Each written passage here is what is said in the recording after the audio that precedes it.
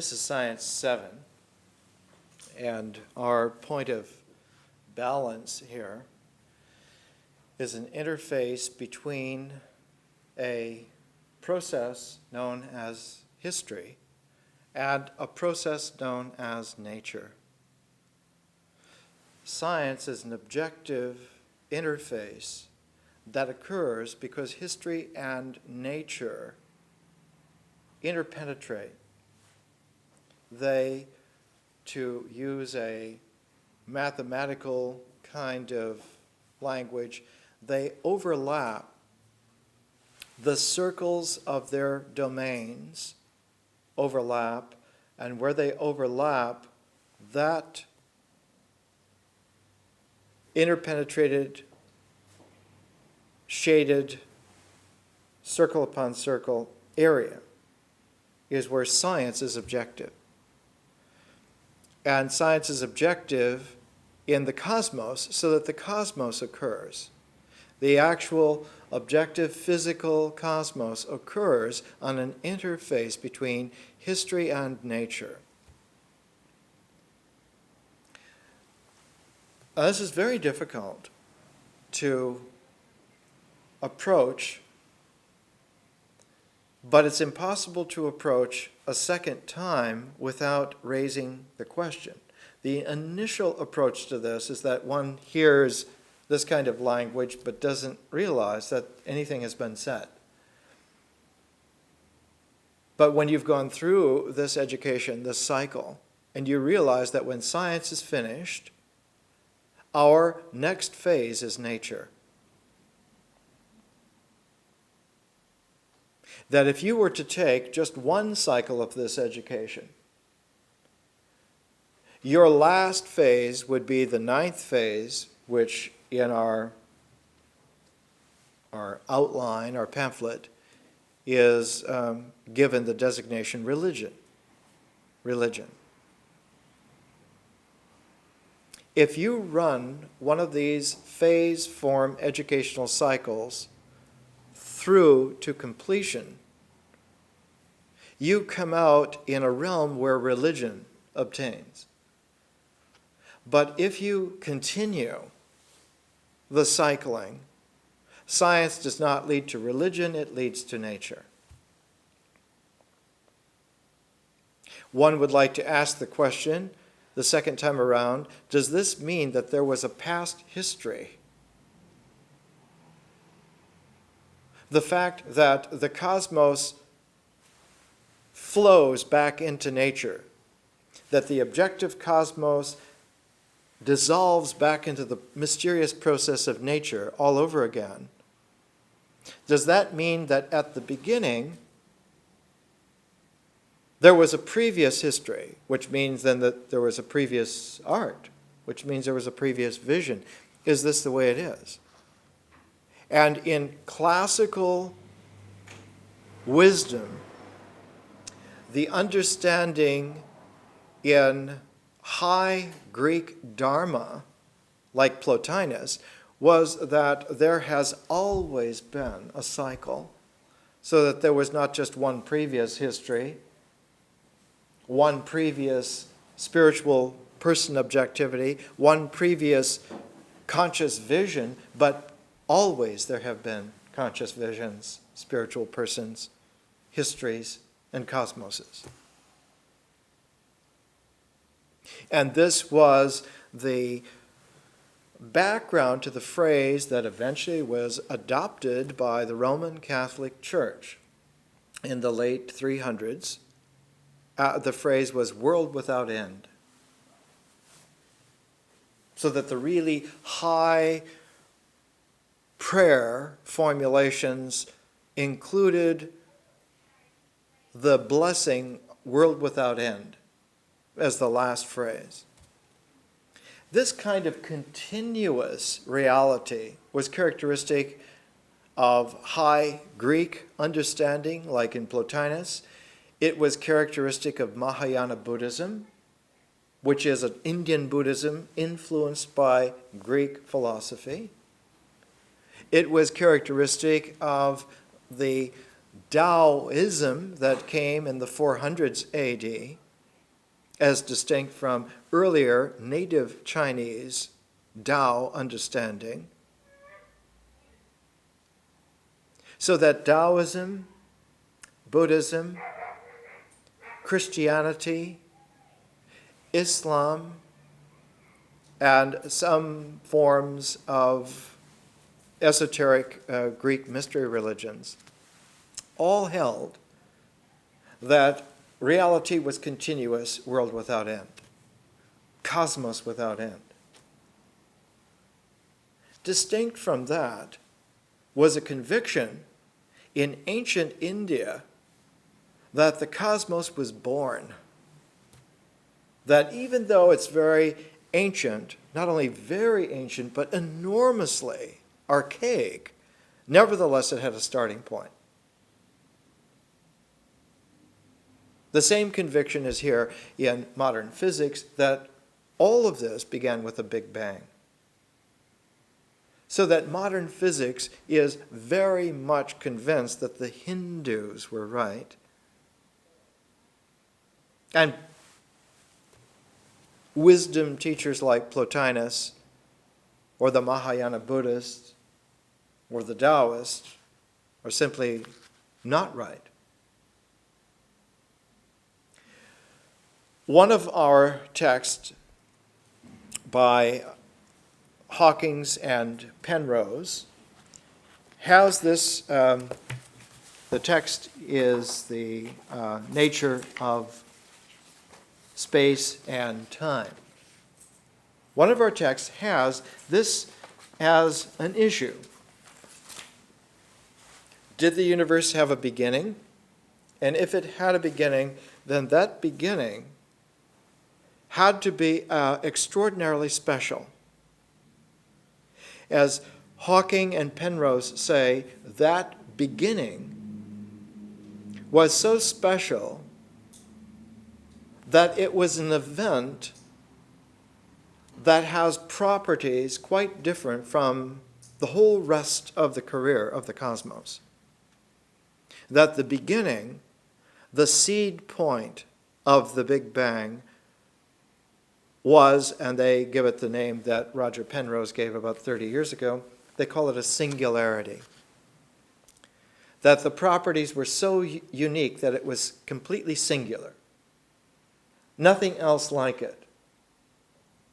And yet, the discovery was in working out the math of what did the universe look like at its singularity beginning, at the seed of the Big Bang.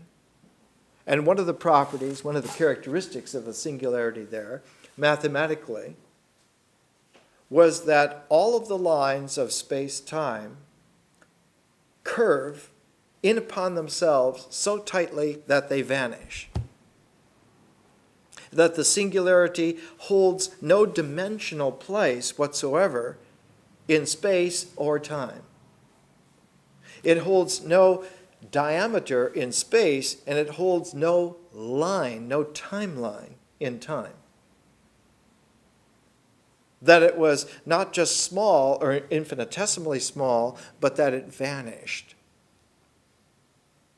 It vanished out of the realm where one could measure space or calculate time.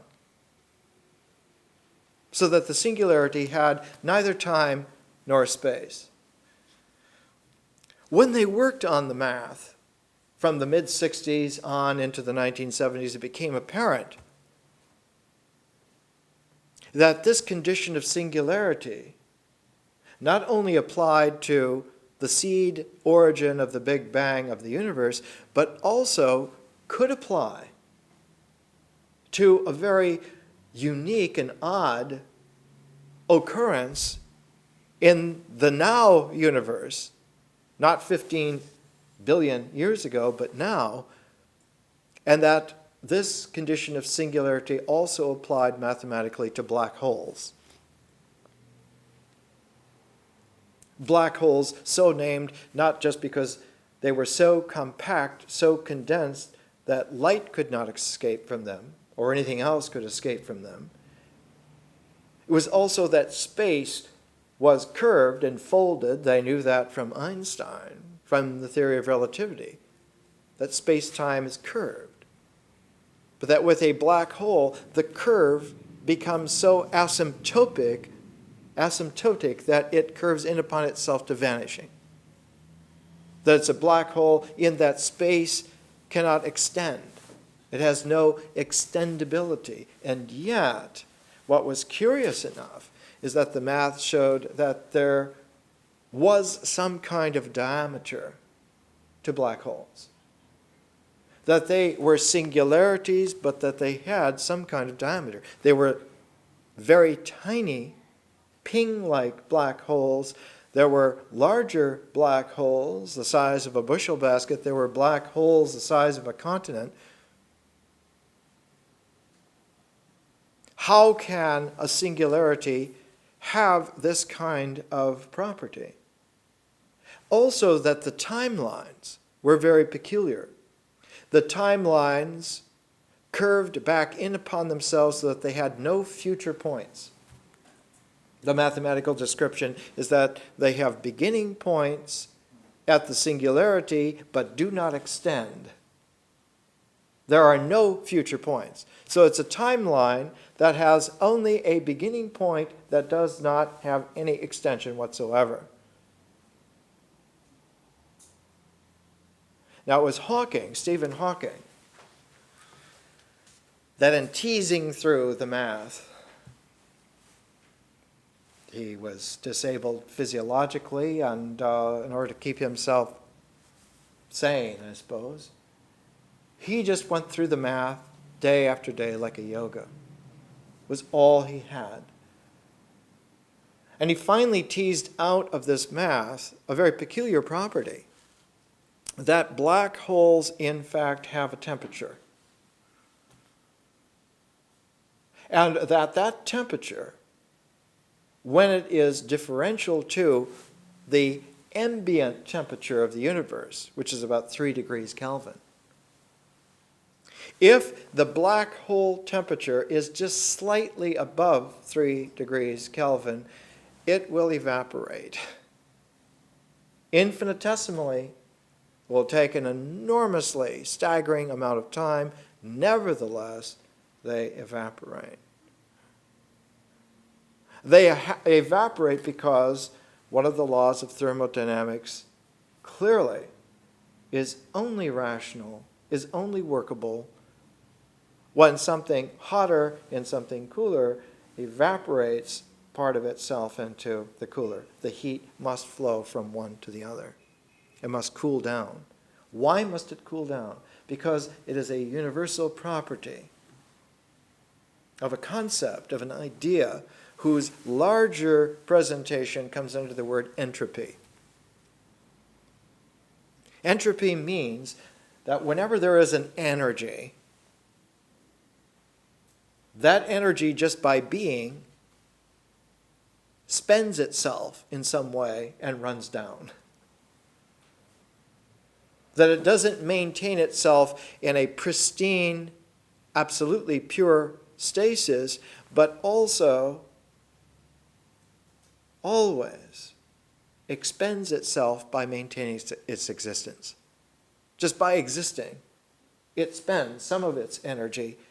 And so that entropy is a universal rule that energy always runs down. It turns out also that time always runs out. Time always is like an arrow. It's always forward going. In fact, time is a momentum. And because space is curved and time always follows space, time curves. Time's momentum, angular momentum,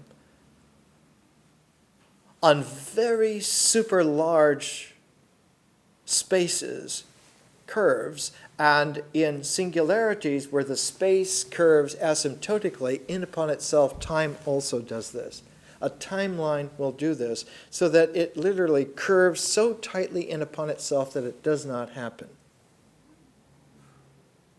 Nevertheless, the beginning point of time does occur. But that's all. So that a black hole should have this peculiar kind of set of qualities. Hawking worked out the math and found that when a black hole evaporates, it leaves in the surrounding context of the space, of the time-space around it, a radiation. It's called today Hawking radiation. And the particles of Hawking radiation are always little pairs. So if you're making like a crazy cat cartoon of black holes, you would have this kind of paired sweat drops that are outside of a black hole that do escape. And they escape mysteriously and magically, not because they need to escape, but simply because they do. There's no way that anything should escape a black hole, because it shouldn't be anything from which something could escape, and yet all this does happen. Then Hawking, being curious, genius, asked what happens if two black holes collide and they come together. They bump into each other. It turns out that the resultant, it's a tremendous quake in time-space. It's an earthquake of cosmic proportions when two black holes collide. It sends out reverberations that are unbelievably powerful, but the resulting merger of the two is larger than the two. That something very mysterious and peculiar is going on here. When one thinks about these kinds of issues in a calm body, in a calm state of mind, and one has a very clear idea about what it is that you are thinking about, and you envision that quite clearly, and your spiritual person opens completely, what is noticeable is a feeling tone quality that comes out of this kind of talk, which is very reminiscent of wisdom stories.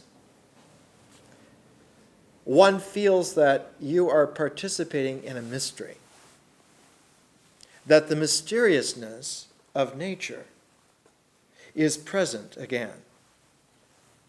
So that black holes and the singularity at the beginning of the Big Bang somehow are not a part of our cosmos, but they are a part of the further mystery of nature. Now pair with that, put next to that, another powerful thought, a what if, a supposition, a peculiar quality that comes up. All of the calculations, all of the math are based upon research that was begun in England by a very ordinary guy, a man named Michael Faraday. He never had an education, he never had any degrees. He was curious about electricity, he was curious about magnetism, and through just sheer English, gutty determination and stubbornness, he got a job as a lab assistant to a man named Davies, Sir Humphrey Davies. And Sir Humphrey Davy slowly accepted Michael Faraday, so that Faraday, when he began working with Davies, his own natural intelligence began to function. And eventually, Michael Faraday became one of the world geniuses in the 19th century about physics. But because he was such an ordinary fellow, he never learned through the universities or through the academies. Because he was an ordinary fellow, the way that he confirmed to himself that he knew what he knew was that he delivered lectures every Friday night in London to common, ordinary townspeople, to let them hear from him in the most plain, everyday language what it was he was thinking about on the high intellectual origins of developing electromagnetic theory. Faraday wrote a little book called The Life Cycle of a Candle. which was one of the great physics works of the 19th century. But it was Michael Faraday's style of putting physics in everyday language because that's the way that he confirmed that he knew what he was talking about. And a very highfalutin Scotsman named Maxwell, James Clerk Maxwell, who was a mathematical genius of the first order, took Faraday's language and work and ideas and put them into a mathematical form. It takes 2 fat volumes. And his treatise on electromagnetism. And the Maxwell equations that are distilled out of all that work give a mathematical portrait of how electromagnetism as a force works and its spectrum of application. But the fact is that those Maxwell equations solve in 2 distinct ways, in a pair of ways. They solve positively, but they also solve negatively. Now, the world has taken for a century, the positive, century and a half, the positive solutions. And electromagnetic theory, all modern physics has come out of that. But the prejudice that was there 150 years ago, the prejudice in a kind of a Victorian Scotland, a Victorian England, a Victorian Western world, that we're not talking about negatives. Not only is it not polite, but it's kind of nasty stuff to talk about negatives on this scale. Who knows, it may be the devil's work. So the negative solutions of Maxwell's field equations were not looked at for a long time, until a group of wild men at Los Alamos National Labs, where they made things, nasty things like atomic bombs, said, we better take a look at this. We better look at these negative solutions, and the negative solutions characterize a universe not of electromagnetic energy, but of its hidden complement, magnetoelectric energy. And those quotations, those equations from which extractions can be made, and you can start to quote, the magnetoelectric universe is just as rational. It's just as mathematically real. It solves exactly with the same conviction, the same logic, the same precision, only its energy level is about 10 billion times higher than the electromagnetic universe. So that there is a magnetoelectric universe that's very much a complement to this electromagnetic universe that exists at a vibration about 10 billion times higher. If you had a molecule in the magnetoelectric universe vibrating at 10 billion times higher, it could fall through this entire cosmos and never touch anything. If you had a Roger Weir in that magnetoelectric universe at 10 billion times the frequency, he could walk through this entire cosmos as if it were phantom cheesecloth. So the wonders that are there are peculiar. The possibilities are unbelievably enormous, and they're mathematically quite understandable. Now, electricity and magnetism always go together. It's not that they're separate universes, because electric and magnetic energy are always present together. It's just that in an electromagnetic spectrum, the electric complement is the large part and the magnetic is the small part. The converse is where the magnetic part is very large and the electric very small. We live in an electromagnetic universe where the prejudice is for electricity. Why is the prejudice for electricity? Because the shape of stuff, the shape of matter, and the way in which matter goes back into energy, the way in which energy comes into matter, always forms in such a way that the characteristic physical qualities, the characteristic chemical qualities are due to a gestalt of the electrons around the atom nucleus. So that it's important to understand that when we talk about practical, when we talk about bare bones, when we talk about logical, we talk about mathematical certainty of stuff, of existence, we're talking about the interchanges between clouds of electrons and its electronic gestalts that we're talking about, not some kind of static things. That the image of a static thing is an illusion that exists only in the mind of the beholder. That it doesn't happen out there. It doesn't happen in interreactions. And specifically, when the mind is trained, it doesn't happen in the mind either. That part of an education, a wisdom education, is to refine the mind so it no longer has soot particles that it mistakes for things, and it has lively clouds of possibility.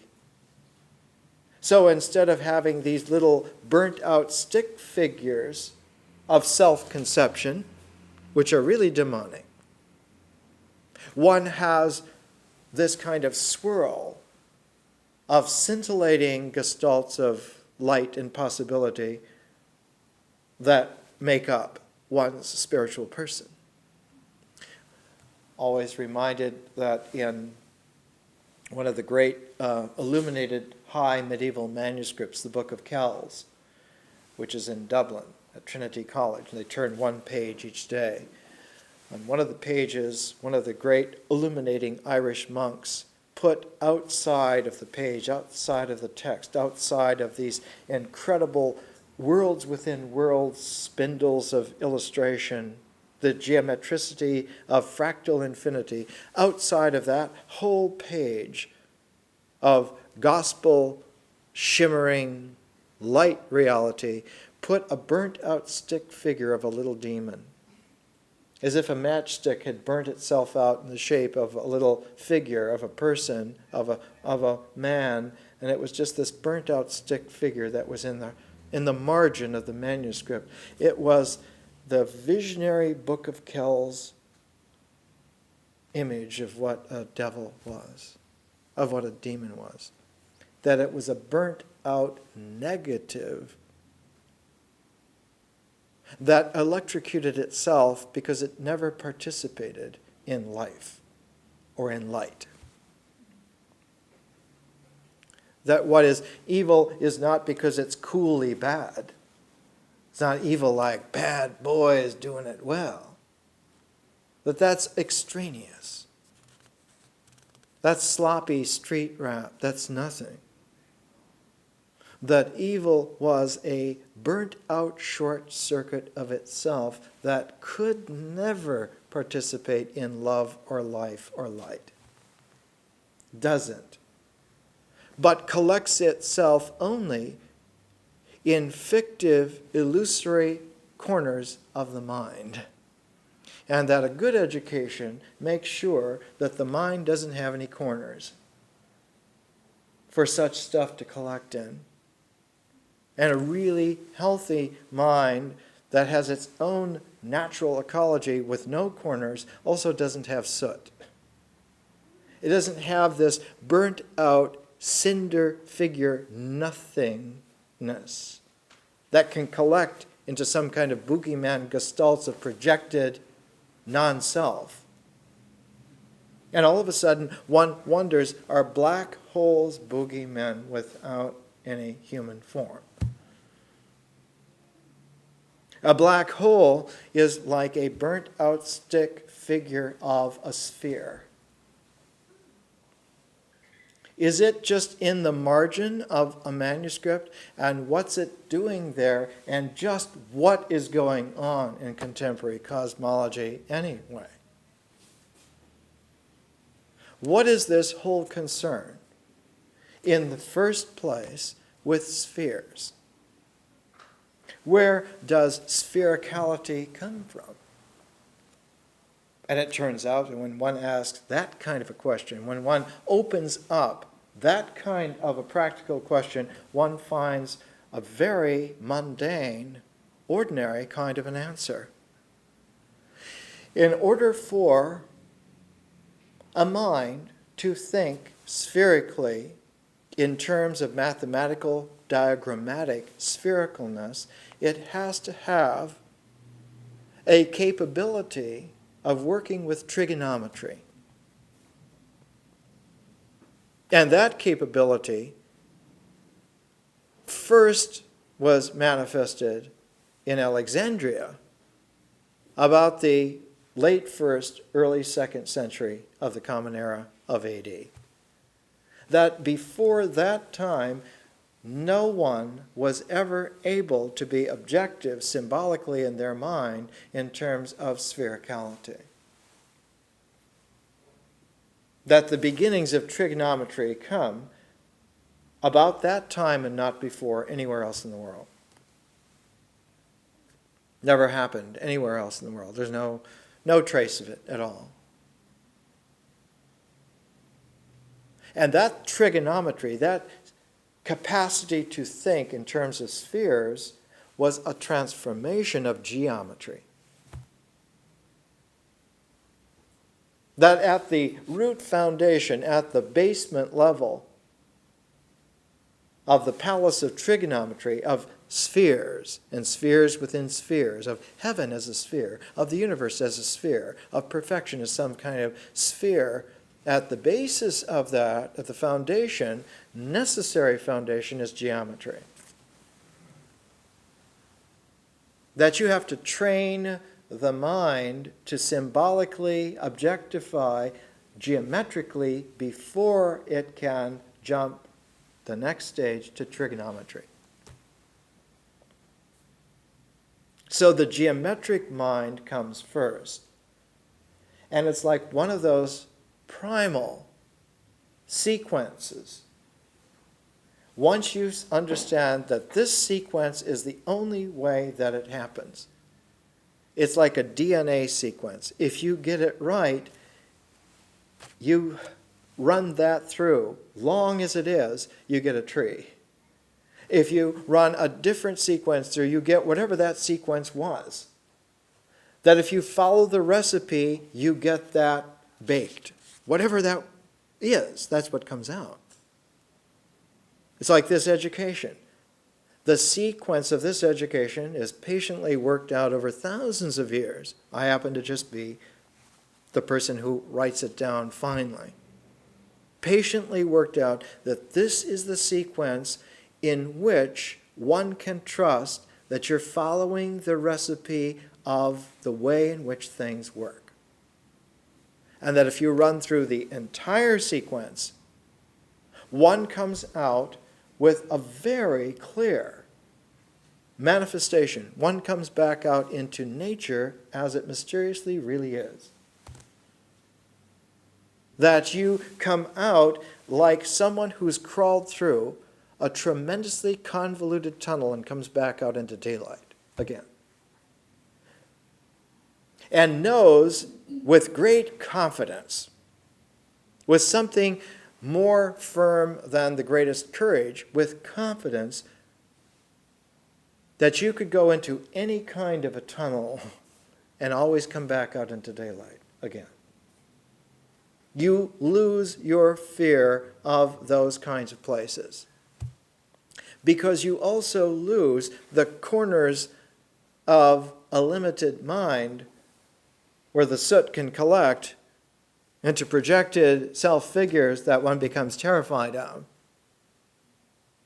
Because the worst demons are the complete negations of ourselves that walk around looking for us. This kind of peculiarity, that black holes are essentially trigonometric cinder burnt outs of this universe, and the fact that trigonometry always founds itself upon geometry, leads us then to ask very specifically, what kind of ritual comportment does a geometric mind have? A mind whose symbolism is logical in terms of geometricity is the only preparation that leads to a trigonometric understanding that finally results in black holes. Now, in the classic ancient Greek geometry, the first great geometers were the Egyptians. The Greeks learned geometry from the Egyptians. Greek geometry, in its kind of development, extensive development, gains a great impetus with Pythagoras. Pythagoras, who studied at Heliopolis for 22 years, and then incidentally studied in Persia for another 12 years.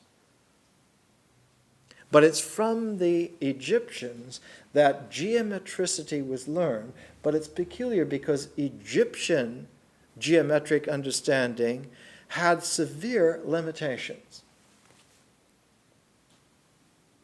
Having developed it primordially, the Egyptians carried over from their own development of geometricity, their own peculiar development, some limitations that were characteristic of the Egyptians and passed on to the Greeks, and from the Greeks passed on to the Romans, who just swallowed everything whole and never developed very much of themselves in this. They just swallowed it whole, gulped it down, and passed from the Roman mind into the modern European nationalities' minds unquestioned, because if the Romans accepted it, it must be damn straight.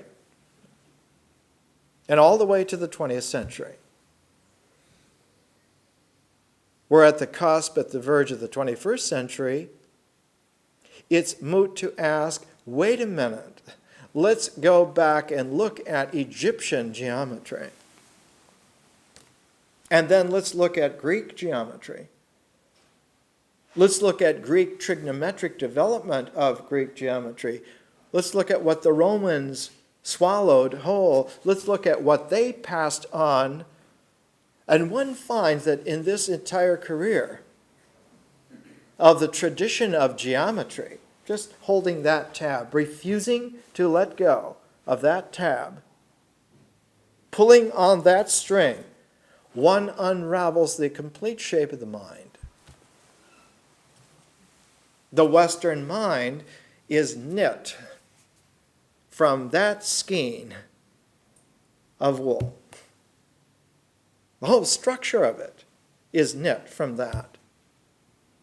And that one can unravel that, such that Roger Penrose wrote a book called The Emperor's New Mind, a play on the fairy tale that the emperor has no clothes, that the new mind has no geometric shape whatsoever, that it is free from a dependence, an addiction to geometricity as a diagram of rationality.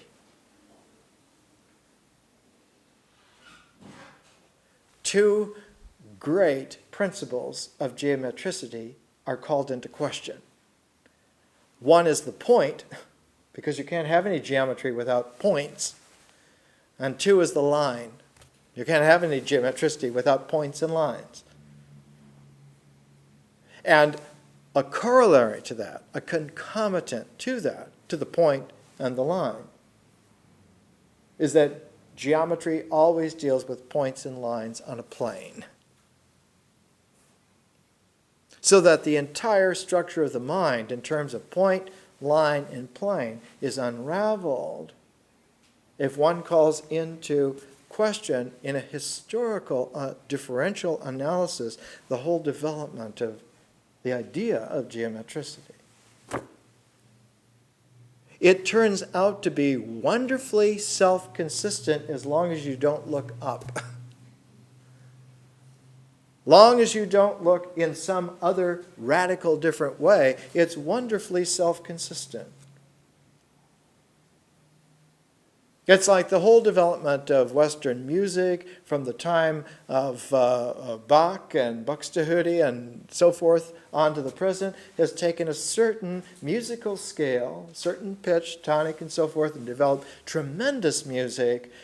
And then to have someone like a Schoenberg call it all into question of saying, well, there are many musics. We've only explored one scale. There are an infinite number of musical scales. There's more music possible on earth than most people could imagine in their heaven. And that's just for starters. There are more structural shapes that are logically consistent to the mind than geometricity.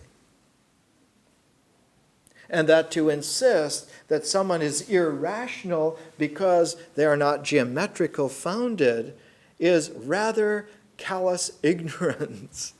It doesn't have anything to do with reality on broad scale. And that there are people walking on the planet now who do not have geometric minds at all.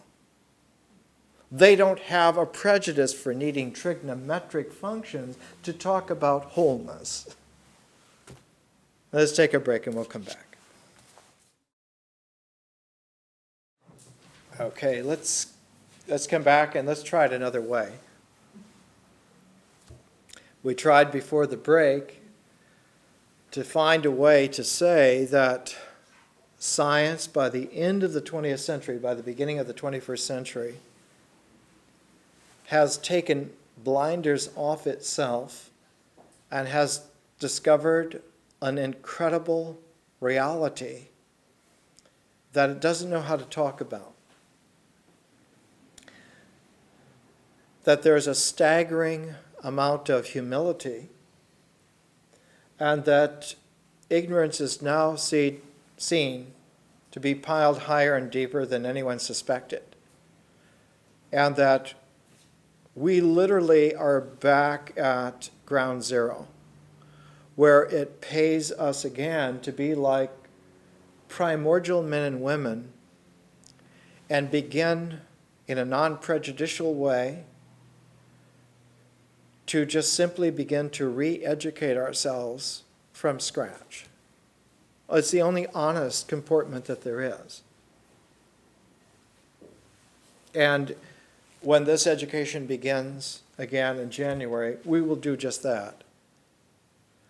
We'll begin in the only place that beings like ourselves can begin, and that is simply to take a walk, starting from wherever it is that we live, around that place, and come back home.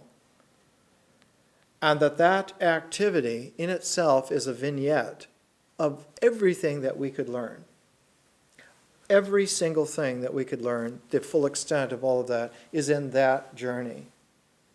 That initial random walk of starting from where you live, going to some experience, duration, and coming exactly back. Only when you come exactly back, you don't return to the home, to where you live, in exactly the same way. You have the difference of having gone through that journey. And that slight difference is the motive for existence. The fact that one can come back exactly to a starting point, and what has changed is you. That somehow one is not dealing with the geometricity of space, not even a trigonometricity of space, not even a relative trigonometric time-space, but one is dealing with a conscious time-space, at least a 5-dimensional continuum, if not more, which is very mysterious, which is very magical, and those are its paired properties.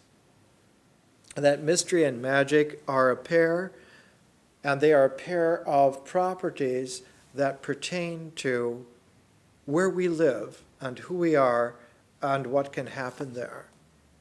And it's this kind of wonder, or if you like, this kind of wonderment, that Socrates said was the beginning of the love of wisdom. In Plato's words, wisdom has an ardor. It has a love. It has a passionate regard for it. Sophia, wisdom, is for lovers. And the pursuit of wisdom, the care, the concern of wisdom, is for people who are passionate, who have this ardor. And the beginning of their ardor, of recognizing that they are in love, is this sense of wonder. And the structure of the wonder is the paired mystery and magic together. And so our education begins in nature with the mystery of nature, and the second year begins in vision with the magic of consciousness. And with just that paired structure, like a Hawking radiation, that is impossibly yet possibly left over from something. From the beginning of maybe everything, from the dead end of maybe something, from the beginning and from the end, from the Alpha and the Omega, somehow all brought together, magic and mystery as a Hawking paired radiation still happens. And so this education takes that as its pitch, as its musical tone. So in the spirit of magic and mystery, let's try again. Let's try what we did before the break. Let's try to come to understand that the limitations of rationality have done a disservice to our kind for millennia and have now run out of favorable opportunities to show their value. And that kind of mentality needs to be put into a museum. And that the education of men and women on that basis is now an antiqued artifact that has no place in a living universe. It has no place in a creative cosmos. And that the future belongs to those creatures who have swam ashore from that kind of habitual ignorance and are ready to explore a new land, a new form. So let's start again. Let's come back. I always put notes to the lectures. I almost never refer to the notes. Let's come back and follow the note trail. Let's follow the trail of the notes, and let's see if we can pair that up with this morning's pre-break presentation. The notes begin with a quotation from a book by Chen-Ning Yang. Chen-Ning Yang is one of the world's great physicists. This was written when he was a young man, published in 1961. Yang and another physicist named Mills, the Yang-Mills becomes a famous and favorite physics term, and we don't have to go into it at this particular moment, but next week we will. There's a quotation from the beginning. It's called Elementary Particles. It's a short history of some discoveries in atomic physics. And being Chinese and having been educated 40 years ago, he goes back, as Chinese will do, back to the beginnings and begins to recount that somehow atomic physics begins with the splitting of the atom intellectually. That before the atom was split by the Los Alamos people with Oppenheimer and Feynman and crew, the atom was split in the mind first. And the atom was split in the mind exactly 100 years ago from today. It's only been a century. 1897. Here's a quotation. J.J. Thomson, the great English physicist, J.J. Thomson performed his celebrated experiment where he was measuring the first subatomic particle, which became eventually electrons. J.J. Thomson performed his celebrated experiment which determined the ratio of E to M, of the charge E to the mass M of cathode rays. And being Chinese and very visual, he shows a photograph and a diagram of the first cathode ray tube. Now, almost every home in the world has a cathode ray tube, a television set today. But 100 years ago, there was only one. It was built by J.J. Thomson in England. He was very curious that in this apparatus, if you introduce a charge, electricity, to this cathode at the end of the tube, and you run this through a couple of filters that have first a thick slit and then a thin slit, so that you get a sheet of energy coming through, and then you have two magnets, D and E, above it, and you calibrate this so that the positive and negative can deflect this beam, and then at the very end of the tube, on the surface of the sphere towards the end, you have a calibration. You can find this, that there's a ratio, that is to say there's a proportion between the charge and the mass of the cathode rays. Thomson himself recounts this in his book. I didn't bring the copy. I have Recollections and Reflections, published in 1936 in London. But by balancing the deflections produced by the electric and magnetic fields, it was possible to compute the velocity of the beam to find out how fast it was going. That if you took the electric field and the magnetic field in terms of quantizing those fields, and you worked with the proportion, charge and mass, one could find out how fast the beam of whatever it was going, how fast electrons are traveling here.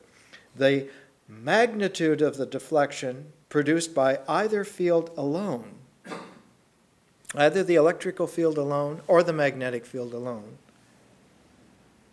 then gave a measurement, and the measurement was E over M, or E to M, the ratio, the charge to the mass, that the constituents of the beam in terms of physics measurement were charge and mass, and that they hold in a ratio.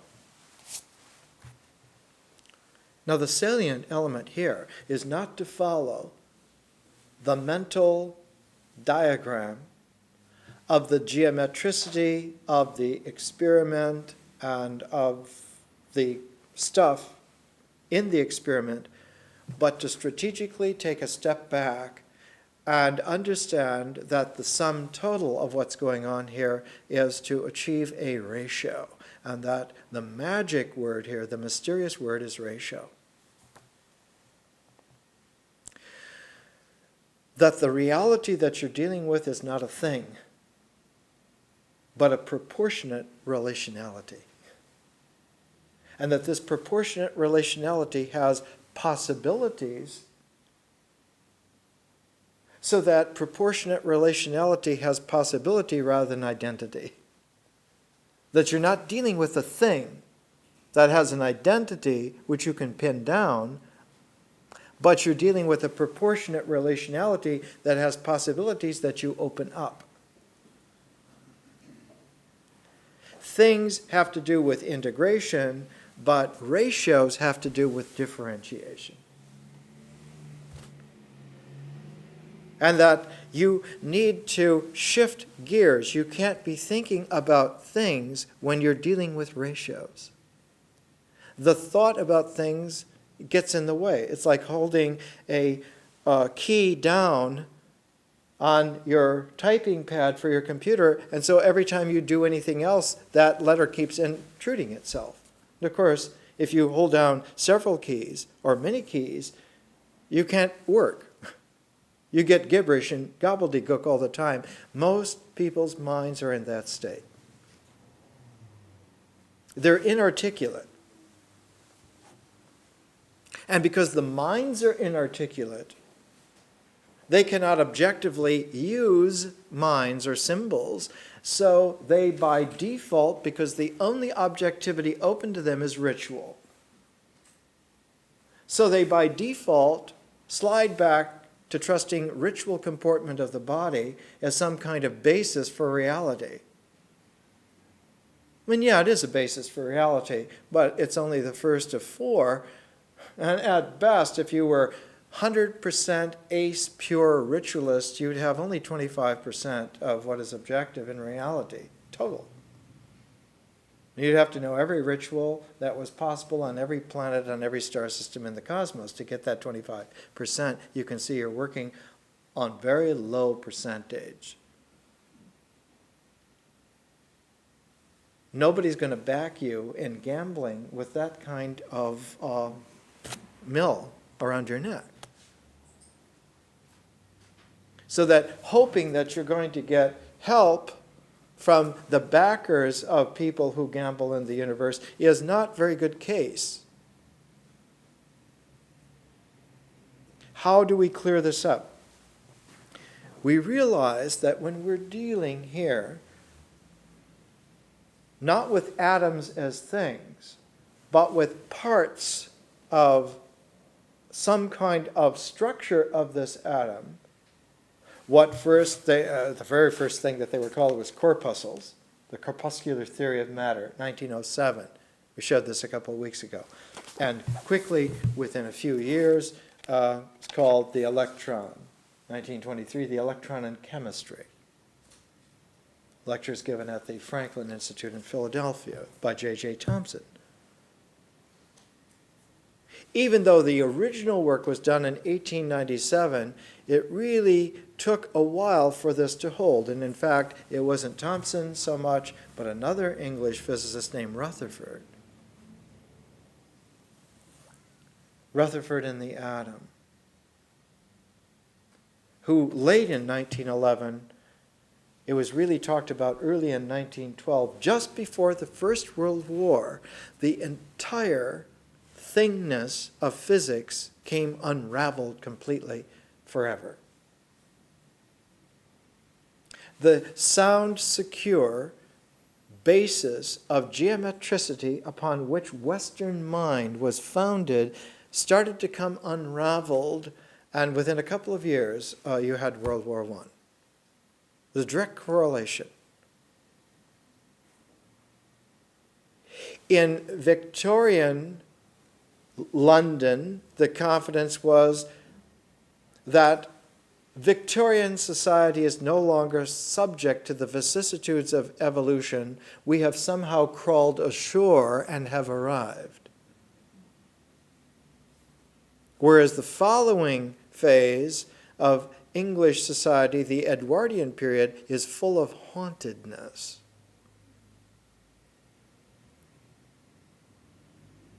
A Victorian writer is someone like a Charles Dickens, but an Edwardian writer is someone like a Henry James, who's haunted by the possibilities of consciousness that things may not be what they are. In Victorian times, you have ghost stories, and the ghosts are things that you can be scared of. In Edwardian ghost stories, like The Turn of the Screw or Daisy Miller by Henry James, the phantom scariness is something to do with our own mystery that is much worse, much more challenging than a ghost. There's this quality because the Edwardian era lasted just a flick, and all of a sudden it was into the World War. Just a few years. It was like a transition phase. In physics, it happened just like that. And while the First World War and its immediate aftermath were going on, there was a furious, intellectual, savage battle to try and carve out from this tidal wave of unknowing that suddenly was there. What is going on? What is real? And the discovery of the electron made it clear to people like Rutherford and very quickly to people like Niels Bohr, who's one of our figures here. And there's a quotation that Chen Ning Yang pulls out of one of Bohr's works. Yang, quoting Bohr, Bohr was in London giving the 1930 Faraday lecture. You see, if you know the players, you can put this together that nobody's forgetting anything, and that's what makes science so powerful. As they learn to keep track of who is talking about what, when, and from what standpoint, because there happens to be an increasing consciousness that there's a ratio of what's going on here that isn't just the math, it's the people too, and it's the whole history, and without the history of physics, you can't tell where you are. You don't know what the next phase is. And from 1911 till about the end of the 1920s, in that period of time, there was a torrential increase in symbolic uncertainty, and consequently, physics shifted from what was traditionally things to ratios that were phantom-like, but much more real, and turned out to be much more applicable. And we'll see in about 20 minutes that all of this reached a crescendo later on in the 20th century from 1974 to 1984. That in that 10 years, there was another jump in capacity that was even more torrential, much higher energy, and that it left everyone completely shaken. And that what you find today, 1997, are people that are just beginning to calm down from having been shook really hard finally. But Yang quotes Bohr, 1930 Faraday lecture, because by 1930, that season of shaking had calmed down enough. And Bohr, speaking, said his hero in 1911, 1912 was Lord Rutherford, because Rutherford's discovery. They could measure the nucleus, the size of the atomic nucleus, 10 to the minus 12 centimeters. It was extremely small. And what was interesting was that J.J. Thomson had been able to measure what he thought was the atomic nucleus at the time, 10 to the minus 8th. That's 8 zeros. Negative 10 with 8 zeros. And that Rutherford showed that that model of the nucleus was completely wrong, that it wasn't such a huge size as 10 to the minus 8th, but it was a radically even smaller size, 10 to the minus 12th. It meant that the nucleus of the atom was compacted to such an extent that certain radiation could pass through atomic structure and never touch anything, not because the nucleus was so sieve-like, like Swiss cheese, that something could pass through, but that it was so minute that nothing touched it because it was just minute. That an atom, instead of being a very solid thing, was the most phantasmal of forms. That its nucleus, like in hydrogen, would have a proton, the diameter of which, 10 to the minus 12th, was a couple thousand times larger than the electron, which was so infinitesimal in size that it almost didn't count. Except the discovery was that in looking at these ratios again and again, here's how one found that it was the electron cloud shape that made chemical properties and not the nucleus. The chemical properties, the physical properties of elements, of atoms, is because of the electronic gestalt shape of this almost negligible electron cloud. Here's how Yang, quoting Bohr, put it. Rutherford's discovery of this very, very small nucleus permitted a far-reaching distinction. Because they knew it was so infinitesimally small, a distinction could be made, a far-reaching distinction between atomic properties, two different kinds of atomic properties, a pair.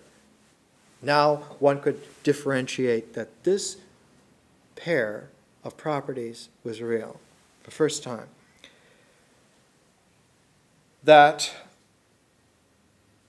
the total charge plus mass of the nucleus meant that there were nuclear properties and there were other properties which depended directly upon the internal constitution of this nucleus, whatever it happened to be.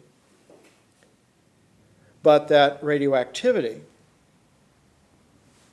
which, according to all experience, I'm quoting Yang's quoting Bohr, this is Bohr, 1930, radioactivity, which according to all experience is independent of physical and chemical properties, is typical of the last class of properties. That is to say, radioactivity has something to do with the internal constitution of the nucleus and has nothing to do with the charge and mass of the nucleus. Radioactivity has to do with a structure of the nucleus and not with the charge and the mass of the nucleus. But that not only was there this pair of properties of the nucleus, now that they knew that it was infinitely small, infinitesimally small, it had these two properties, there was, on the other hand, a recognition that the chemical and physical properties of elements that we know have nothing to do with either of these nucleus qualities, but have everything to do with the electrons. That if you take your eyes off the nucleus and you put them on the electrons, it's there that you can find the different properties chemically and physically of material.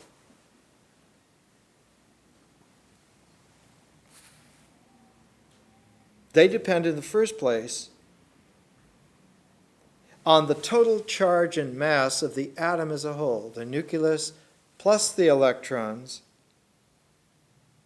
as well as on the electronic configuration round the nucleus, which is responsible for the reaction of the atom to external influences. So that there is a ratio that becomes the focus of attention when you're talking about the physical world, the chemical world. How do things work? How do atoms make molecules? How do molecules make elements and compounds and acids and bases? And how does all of this universe work? It works because it has this ratio between the totalness of the atom as a whole and that relationship to the electron cloud and its shape. That this could be characterized that electronic gestalts shape chemistry and physics. That you have to stop looking at things and you have to start looking at the cluster of particles that together constitute the possibilities of anything. This is a radical shift. And what wasn't realized at the time, it took a while for this to sink in because this is monumental. They realized that this shifted the mind off the foundations of geometry. So that one has famous statements of people like Niels Bohr later on saying, modern nuclear physics cannot be visualized. If you are visualizing something, you are most certainly wrong. Because you're carrying over visual habits from a geometric predilection of mentality that's inapplicable to subatomic reality. Or it turns out also to cosmic scale reality. That it's most surely wrong. And one is reminded of the old religious injunction back 3,200 years ago. Moses said, if you're making some kind of image of God, you most certainly don't have any divinity in you. If you're making a golden calf to worship God, you most certainly are not worshiping God. God is worshipped without images, beyond images, before images, most certainly. That it's not that this image is wrong and that image is right, or that all these images are wrong and some image is right. It's that imagery is not the way to go at all.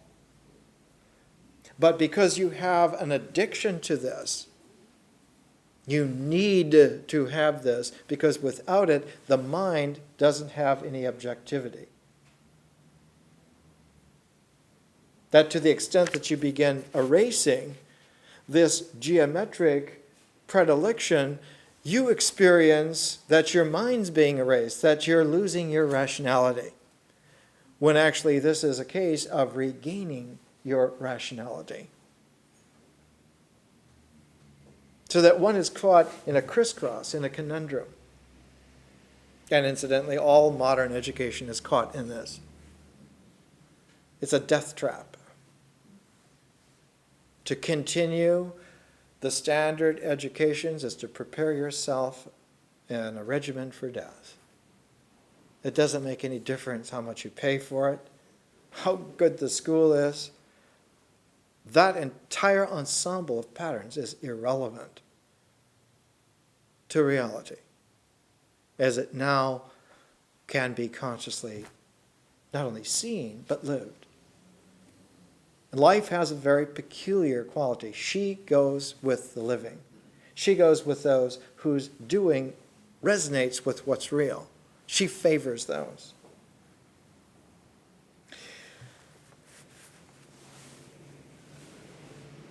If electronic gestalts shape the chemical properties and the physical properties, and if in the brain the neuronal gestalts give shape to thoughts, then actually what we're dealing with is a pair of shimmering clouds. The clouds of electrons of atoms, the clouds of neuronal synapses in the brain, and that the interpenetration, that the interfacing of these clouds of light and energy, are really where objectivity is. Now in physics, the development of this came in a transformation of the old geometric standby of the point into a consideration of what today are called Hamiltonians, named for the physicist who was first working with these mathematically. And that is, instead of having a point, one has a cluster of points somewhere in the vicinity of where you would think that a pointedness would be, and the possibilities of properties that this cluster would have gives you more or less an accuracy about location, momentum, but you've replaced the point by a shimmering probability cluster. And that this in no way is the same as saying, well, everything is random.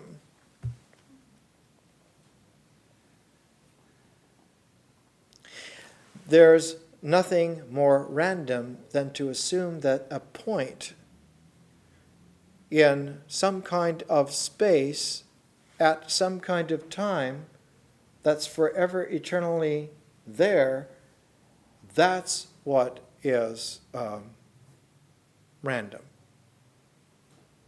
And the belief in that is an ignorance in illusion, actually. It's truly Maya. If you go to something like a dictionary, an encyclopedia of science, you'll find some phrases about Hamilton's equations of motion. His equations are all about motion, and that you can't take the motion of a point, but you have to take the possibilities of the motion of a cluster of possible points, and you take this into consideration, that the movement of a cloud in some vector is a much more rational way of dealing. So instead of a geometry, one is dealing here with a higher conscious form. Just a couple of examples from this encyclopedia. This is just simply McGraw-Hill's Encyclopedia of Science and Technology. Even though it's 20-some years out of date, it's still this kind of definition and language holds. The motion of a mechanical system may be described by a set of first-order differential equations known as Hamiltonian or Hamilton's equations. And these equations always have a symmetrical form. One of the conveniences of using them is that the symmetry is always there. A parid quality is always a characteristic structure of Hamiltonian space. Hamilton's equations describe not Euclidean space of the dot, of the point, but Hamiltonian space of the cluster. The cluster of points with all their possibilities, with their proportion, with their rational range. Instead of looking for where is it, one asks more rationally, what's the most probable range? With a Hamiltonian space, one gets what's called phase space. Phase space. Where we run across this, our whole education is a phase form. So it develops phase space in education. Phase space coordinates. Hamilton's equations are most easily visualized by introducing the phase space of the system. So that the system, in its ecology, in its movement, in its life cycle, in its actuality, doesn't move from point to point. It's not like connecting dot to dot at all, but that there are phases through which it transforms. So it moves by the rippling reality of transformation rather than the causal force of connecting dot to dot. It's like in the ancient Mahayana, there was a thinker named Chandrakirti about 1,400 years ago who was like an ace-perfect meditator. And he would say, when you see the pennant out there waving in the wind, what actually happens is that the mind experiences a wave form that goes through it, and it has a concomitant with the external world, and that's why one sees the flag wave. It's very close to exactly what happens, only in modern physics, one would say that the pairedness is so exact that they happen simultaneously. But nevertheless, the movement of the flag is not that one connects Cartesian space dot by dot and has ripples, but that there's a phase form transformation that happens. So it's completely magical. It's completely mysterious. So in a very peculiar way, 21st century physics, 21st century astrophysics, 21st century chemistry is going to be fairy tale-like. They're going to talk about conscious magic, unconscious mystery, but exactly, with all the math.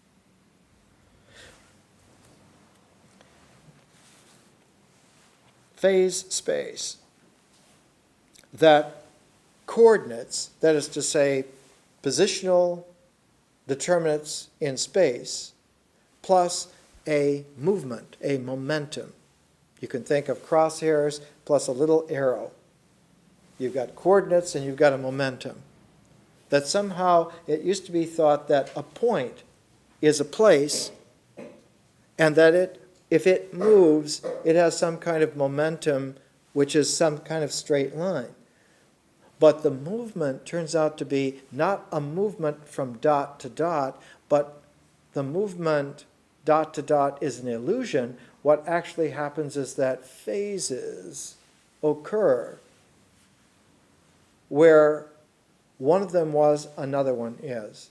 And that one goes and another one is. So that one has a phase form transformation and not a causal movement.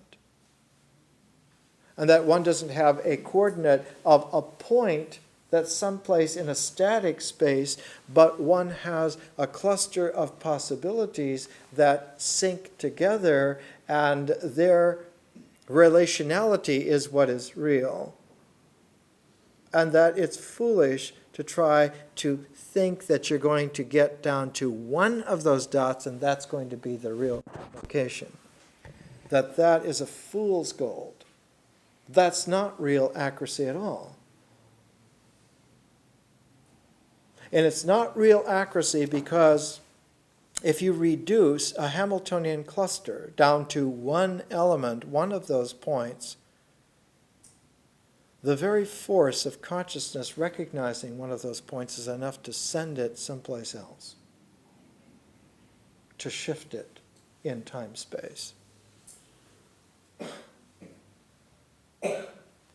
Thus, the Heisenberg uncertainty principle, you can never have accuracy exactly on the real levels of exactness of place and time together. One has to amend that somewhat, that an observer cannot have it. As long as you introduce consciousness to that time-space on that degree of accuracy, the resonance of consciousness is enough to shift what you're seeing out of where it was that you saw it, to some other time, some other space. Not some other time like aeons away, but just a picosecond earlier or later. But it's enough to show that the inaccuracy is built into the structure of reality, because the error is to assume that one can have accuracy on level of point in first place. It's not real. It turns out that geometricity is the logic of special cases that the mind prefers, and that the cosmos loves the gamble of possibility and relationality and doesn't much care what you are putting your money on.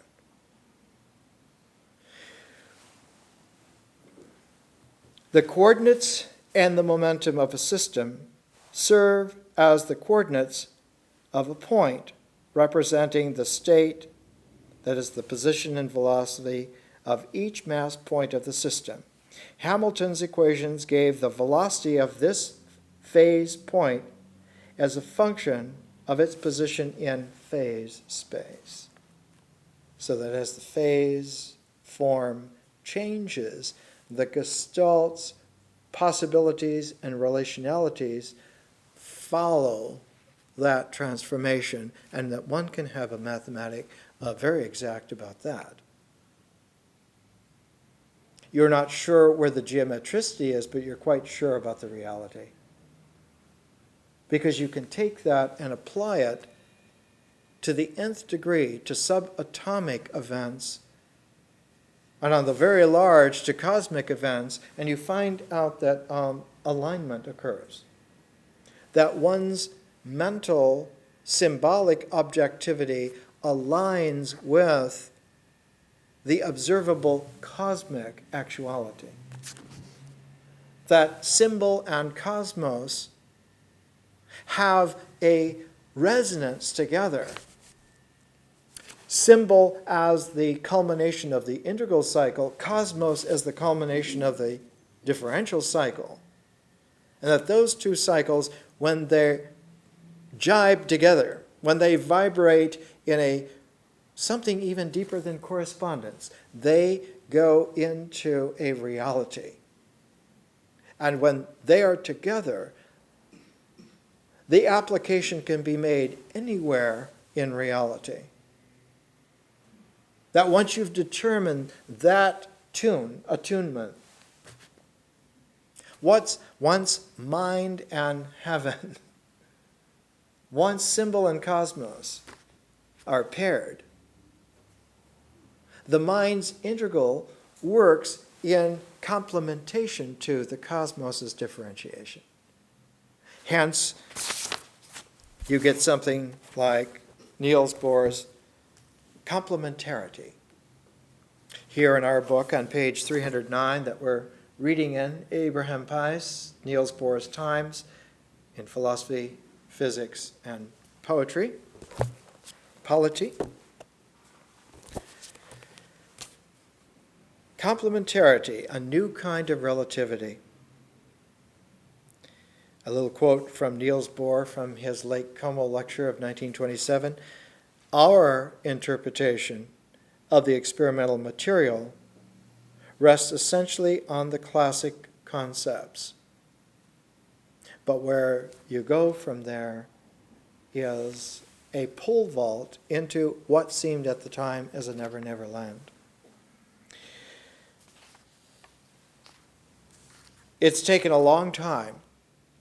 In the history of ideas is roughly 150 years. It takes roughly 150 years for an idea to be born in one mind, for it to filter down and finally become common language on the street. The idea of subatomic nuclear reality is now about 100 years old. In the next 50 years, it'll become reduced down so that kids on the street will just talk that way and never know that anybody talked differently. It will seem like street-level common sense. So what seemed like the new physics, even as recent as 1927, was already 30 years into the development, the history, the life of this idea. 1997 being 100 years, we're actually 2/3 of the way through. 2/3 of the way through the life of this idea. What's peculiar about this is that when you know the origins of geometricity, when you know the Egyptian origins of geometricity, one of the few certainties that the Egyptians knew geometrically was how to solve for 2/3 of anything. They didn't know how to find ratios and proportions of many things because they didn't know the math. But they figured out how to find 2/3 of anything, and one of their certainties was how to find 2/3. So we're at a peculiar, synchronistic, apocalyptic point in the dismemberment of thingness and the emergence of shimmering cloudness. More next week.